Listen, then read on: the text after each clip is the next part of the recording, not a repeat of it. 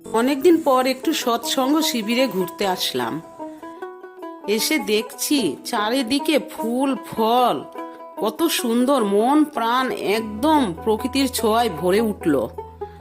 দেখো কত ফুল, কত সবজি, বাঁধাকপি, ফুলকপি, পেঁপে, উচ্ছে, আরো অনেক অনেক সবজি। কত সুন্দর ঘুরলাম, অনেকক্ষণ ঘুরে মনটা একদম শান্তি। কামরাঙা গাছতলায় গিয়ে দেখছি গাছ ভর্তি কামরাঙা, তার মধ্যে একটা কামরাঙা হাতের নাগালে। দেখো কত বড় কামরাঙাটা, এত বড় সাইজের কামরাঙা কখনো আমি লোভ সামলাতে না পেরে কামরাঙাটা পেরেই নিলাম। চলো এবার বাড়িতে গিয়ে মাখা করে দেখাবো। কামরাঙাটা আমি খুব সুন্দর করে ধুয়ে কেটে নিয়েছি। এবার এই গুঁড়ো মশলা সাথে একটু বিট লবণ, সাদা লবণ ও সর্ষের তেল দিয়ে ভালো করে মাখবো। বন্ধুরা, মাখাটা কেমন হয়েছে অবশ্যই জানাবে।